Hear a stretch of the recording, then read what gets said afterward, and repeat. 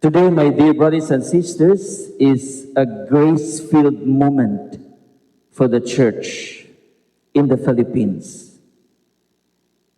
This gathering is not simply an organizational launching. It is a moment of empowering. It is a moment of spiritual commissioning. It is a moment of mission.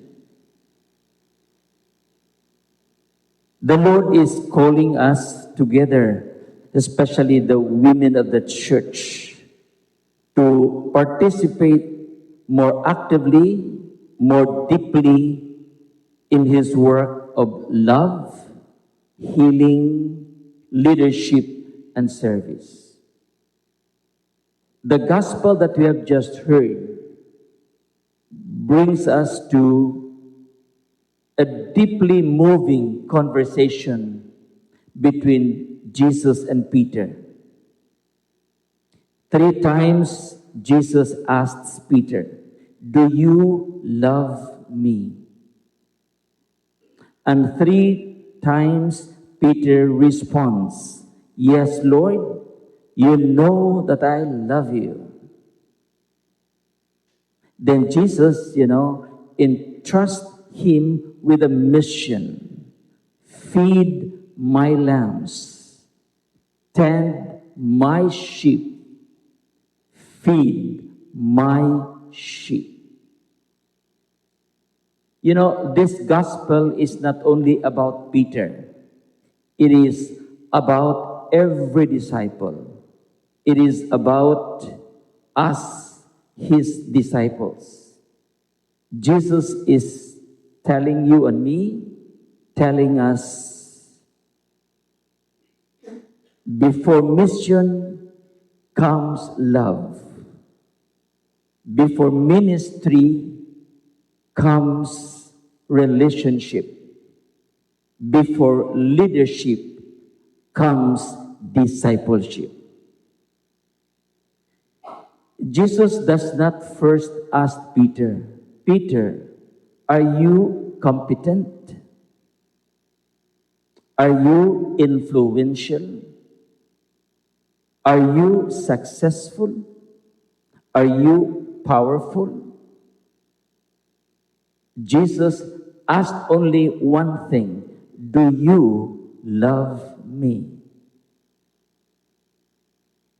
And this is also the question being asked today to the church, and most especially to the women entrusted with leadership, mission, and service. Do you love the Lord enough to care for His people? Do you love the Lord enough to become instruments of compassion, courage, and hope? Do you love the Lord enough to serve even when service is difficult, unappreciated, unnoticed, or sacrificial? My dear brothers and sisters, the mission of the church, the mission of the office on women must begin here, not merely in programs or structures, but in love for Christ. And when love for Christ is authentic, it naturally becomes care for others. Women have always carried a unique and indispensable role in the life and mission of the church and society. From the beginning of salvation history, God has worked powerfully through women. Mary, the mother of Jesus, Mary Magdalene, the first witness to the resurrection, and of course, countless mothers, religious sisters, catechists, teachers, community leaders, and silent servants of faith. We know that so well. In our Filipino culture, we know this deeply. Women are often the heart of the family. Women are the keepers of faith. Women are the first teachers of prayer, the quiet strength behind sacrifice and perseverance. But we also know the painful realities many women continue to face, such as poverty, violence, discrimination, exploitation, neglect, emotional burdens, and the pressure of carrying out responsibilities, often without recognition or support. That is why the mission of the church toward women is not optional. It is evangelical. It is part of the gospel itself. When Jesus says, "Feed my sheep," He is calling us to protect dignity, to defend the vulnerable, to accompany the wounded, and to create spaces where women are heard, valued, safe, and empowered. And the church must not only speak about women, the church must walk with women. And today's national launch of the CBCP network of diocesan offices on women reminds us that women are not merely recipients of pastoral care. Women are active evangelizers, leaders, collaborators, and builders of communion.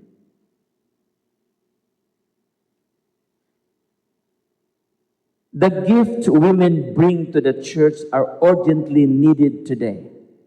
I would like to repeat, the gift women bring to the church are urgently needed today.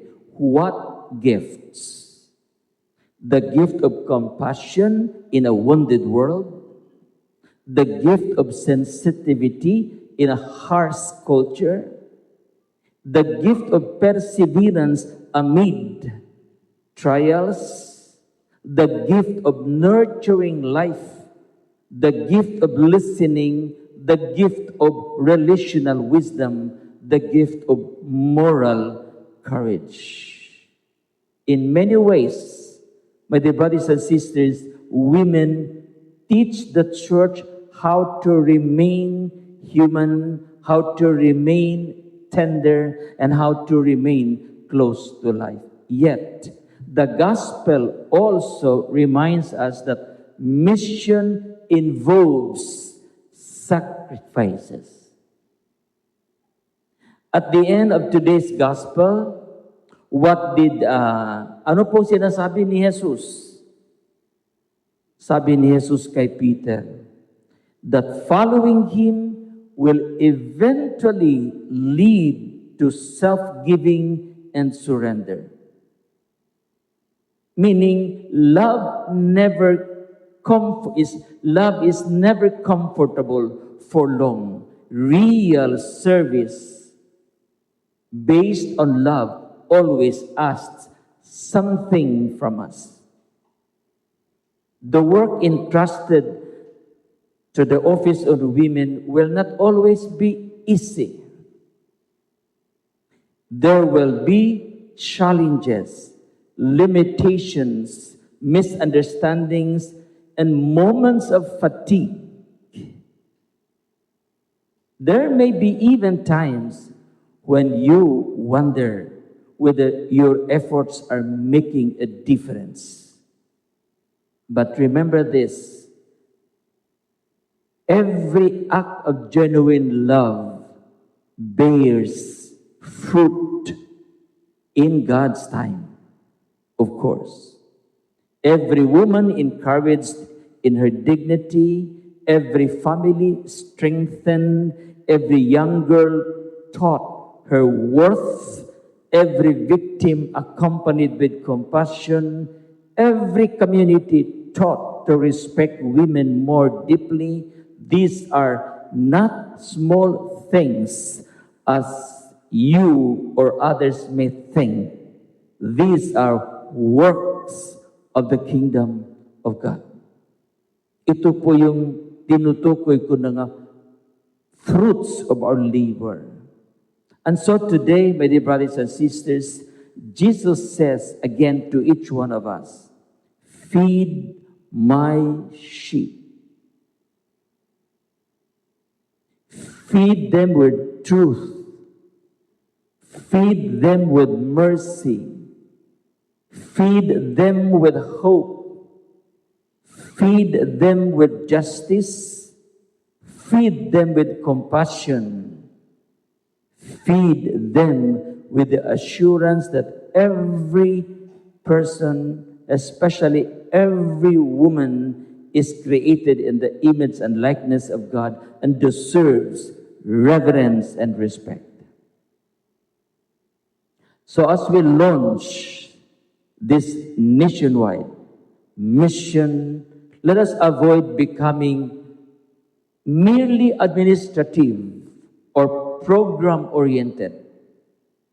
Our work must remain pastoral, relational, and missionary. People today, my dear brothers and sisters, are not only hungry for instruction, they are hungry for understanding, hungry for belonging, hungry for dignity, hungry for love. And perhaps one of the greatest contributions women bring to the church is precisely this capacity to make others feel seen, heard, and valued. So, my dear brothers and sisters, the future of our evangelization requires the full participation of women, not in competition with others, but in communion. Not for power, but for service, not for recognition, but for mission. The church, if you agree with me, becomes more credible when women are respected, when church becomes more compassionate, when women are heard. The church becomes more missionary when women are empowered to serve according to their gift and vocation. Finally, let us look to the Blessed Virgin Mary. Mary did not seek prominence, yet God entrusted her with the greatest mission in history. She teaches us that true greatness comes from saying yes to God with humility and courage. Like Mary, may the women of our church continue to bring Christ into the world, into families, dioceses, schools, communities, and places where hope is fading.